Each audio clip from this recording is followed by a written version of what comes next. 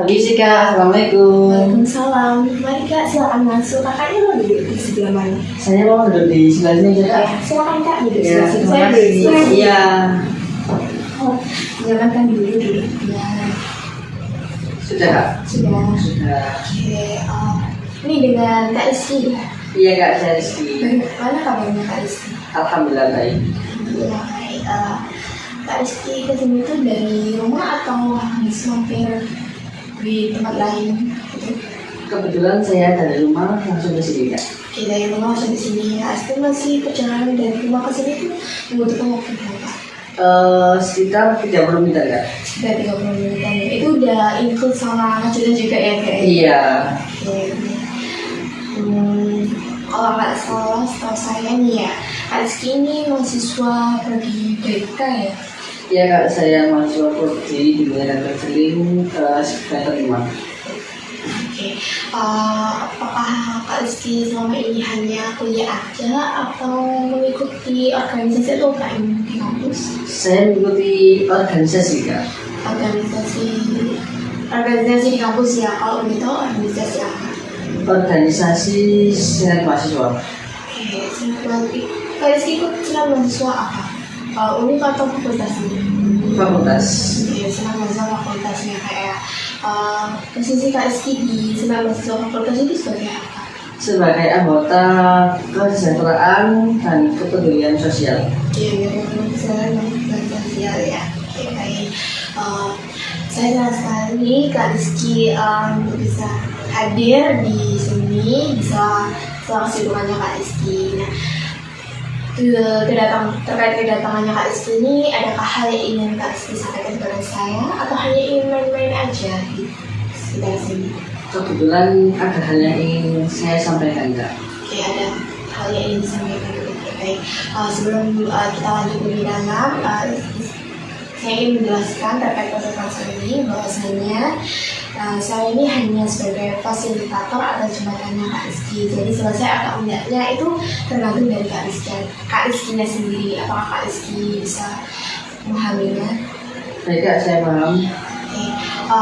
Di presentasi ini juga dibatasi oleh waktu. Nah, kebetulan sekarang saya hanya memiliki waktu kurang lebih 30 menit ke depan. Apakah Kak Rizky berkenan untuk wawancara ini selama 30 menit ke depan atau kita mengatur ulang?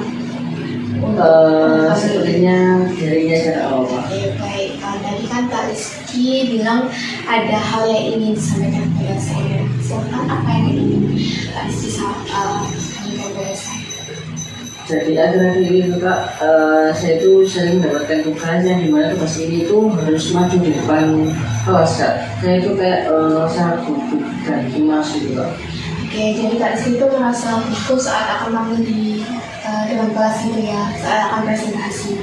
Dan perasaan itu cukup kuat dan jadinya kayak Kak Rizky itu nggak nyaman gitu ya. Iya Kak.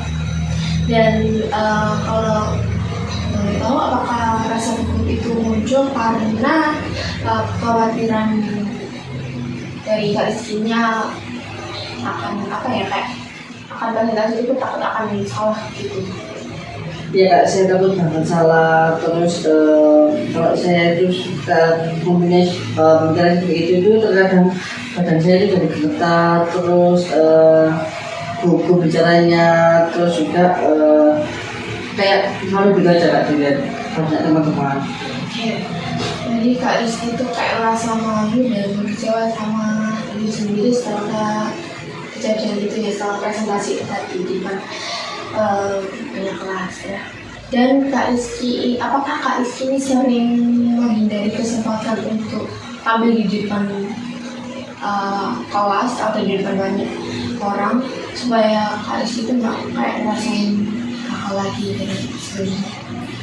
Iya Kak, betul banget. Saya sering melakukan untuk berpura-pura agar saya ini tidak maju Kak. Seperti kayak pura-pura sakit atau kalau nggak gitu mencari alasan gitu Kak, supaya tidak bisa maju. Oke, jadi situasi tampil di depan kelas Kak Rizky itu kayak pandangannya tuh kayak apa ya, kayak menegangkan gitu ya. Iya Kak, semua kayak apa ya kayak ya udahlah gitu. Oke, jadi kayak Kak Rizky itu kayak merasa dituntut untuk sempurna dan Kak Rizky itu kayak takut kalau orang lain atau teman-temannya Kak Rizky itu melihat kekurangannya Kak Rizky itu tadi. Ya kayak semua mata itu terus juga pada saya gitu ya Kak. Itu yang membuat Kak Rizky itu menjadi kayak apa ya, kayak rasa terus cemanya itu muncul gitu ya kayak. Iya. Ya kalau Kak Rizky berpikir kesalahan kecil berarti gak bakalan besar. Jadi kayak keyakinan itu membuat Kak Rizky itu sulit untuk merasa tenang dan enjoy untuk presentasi di depan kelas itu tadi, ya kan? Iya Kak. Padahal kan semua orang atau teman-temannya Kak Rizky itu bisa aja waktu mereka tampil itu bisa aja salah, tapi bukan berarti mereka tuh juga gagal. Jadi kayak Kak Rizky itu terlalu apa ya, nilai dirinya itu masih terlalu tinggi gitu. Jadi kayak sempurna gitu kalau dia. Iya Kak, emang saya menurut diri saya sendiri agar kelihatan sempurna gitu Kak. Oke, jadi Kak Rizky juga cenderung membesar-besarkan apa ya, kemungkinan buruk itu, padahal pikiran buruk itu belum tentu terjadi gitu. Iya Kak. Dan berpikir dan pasti Kak Rizky berpikir kayak semua orang pasti mendoakan saya gitu ya. Dan membuat Kak Rizky itu semakin cemas gitu. Ya Kak, saya sering mikir kayak gitu. Kadang belum tentu juga orang lain itu memikirkan hal yang sama seperti saya. Oke, jadi Kak Rizky menyadari bahwa keyakinan itu nggak logis gitu ya. Iya. Ibaratnya kayak nggak ada bukti kuat kalau teman-teman atau orang lain saat Kak Rizky tampil di depan kelas lah akan presentasi itu, mereka tuh nggak ada bukti mereka akan tertawakan Kak Rizky kan. Enggak Kak. Oke, jadi secara pikiran itu membuat Kak Rizky itu semakin takut. Benar. Iya Kak, benar juga ya Kak ya. Saya terlalu memikirkan hal jelek itu terus menerus. Oke, kalau sekarang Kak Rizky bisa melihat yang lebih rasional nih bahwa kamu di apa Kak Rizky bisa belajar dan proses apa harus berminati itu, apa bisa seperti itu. Iya Kak, bisa jadi seperti itu. Saya merasa Caranya seperti apa Kak? kalau boleh tahu itu caranya seperti apa ya Kak? Ya caranya bisa kayak Kak Rizky melihat perasaan takutnya dari sisi yang lebih tenang. Terus Kak Rizky mulai nafas lebih dalam dan mulai relax. Kemudian Kak Rizky mulai menunjukkan rasa takut negatif itu dengan rasa yang waspada atau yang wajar gitu. Jadi untuk menangani hal tersebut itu supaya saya ini jauh lebih tenang, terus tidak lagi memikirkan hal-hal yang seserem yang saya pikirkan gitu ya Kak ya.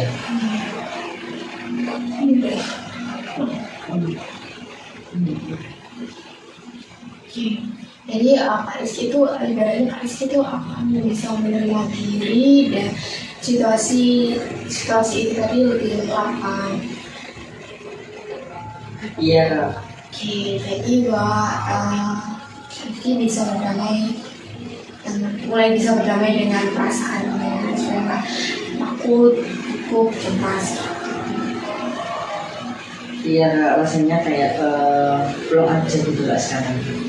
Oke, jadi Kak Rizky itu bisa menggunakan napas perlahan, terus fokus sebagai apa ya, sebagai cara untuk menenangkan diri supaya tidak tegang.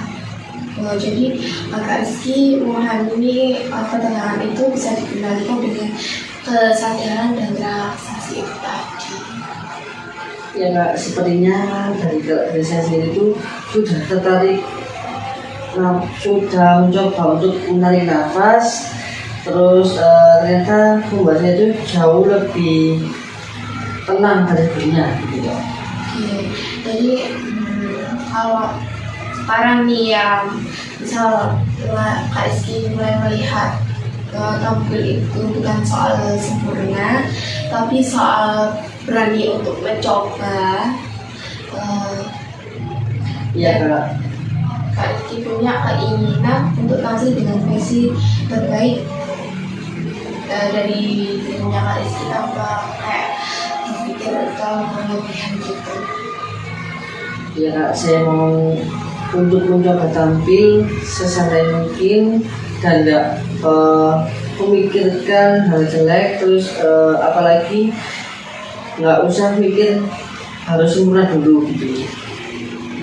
Oke, jadi itu langkah baru dari bicara berpikirnya Kak Rizky. Oke, kalau Kak Rizky mulai berpikir untuk berlatih kecil-kecilan nih saat berbicara di depan cermin, apakah bisa? Ya siap, saya bisa. Oke, jadi Kak Rizky bisa mulai latihan gimana terlebih dahulu ya. Contohnya kayak bisa Kak Rizky menyadari bahwa setiap latihan itu bisa menambah rasa kepercayaan diri. Jadi nanti waktu tampil di depan teman-teman, di depan kelas, orientasi dari Kak Rizky itu merasa kayak percaya diri, merasa kayak lebih tenang. Ya Kak, saya mau untuk mencoba latihan di rumah dulu, biar nanti kalau saat saya tampil atau saat saya maju itu tidak lagi kaku. Oke, jadi Kak Rizky bisa menunjukkan motivasi untuk berubah dengan kendalinya Kak Rizky sendiri. Jadi kayak Kak Rizky tahu bahwa keberanian tumbuh dari kesadaran, bukan kepaksaan. Ya Kak, saya ingin bisa jauh lebih bisa lagi untuk mengontrol diri saya sendiri agar tidak panik lagi. Oke, hari ini kan Kak Rizky udah memahami hubungan antara pikiran, perasaan, dan perilakunya. Kak Rizky sudah menyadari bahwa cara berpikir yang irasional itu bisa diubah menjadi yang rasional atau yang lebih realistis. Seperti itu. Ya Kak. Oke, sekarang bagaimana perasaannya Kak Rizky? Apakah lebih tenang atau juga pikirannya Kak Rizky ini semakin terbuka gitu? Alhamdulillah saya merasa jauh lebih bisa untuk mengatur pikiran dan perasaan saya sendiri ya. Oke, baik. Jadi Kak Rizky ini udah punya anak kecil ya. Jadi Kak Rizky bisa berlatih untuk mengelola kecemasan dirinya Kak Rizky pribadi.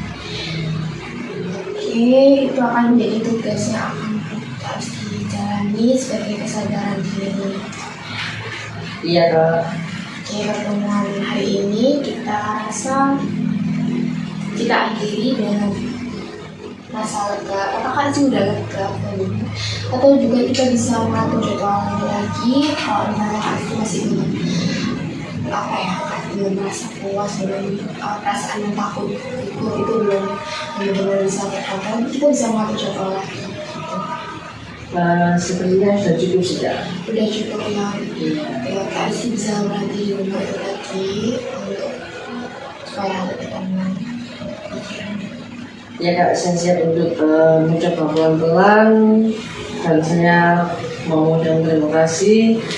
Saya di sini jauh lebih rileks dan juga menemukan cara agar saya ini bisa mengatasi diri saya saat akan presentasi atau masuk ke kelas dan apa ya Kak ya. Saya itu menemukan solusi bagaimana caranya juga itu tadi kan kakak yang bilang tadi. Terus alhamdulillah saya sekarang juga jauh lebih lega dari sebelumnya. Oke, jadi buat ini Kak Rizky itu udah merasa kayak lega, terus Kak Rizky udah akan mencoba untuk berkembang lagi gitu ya.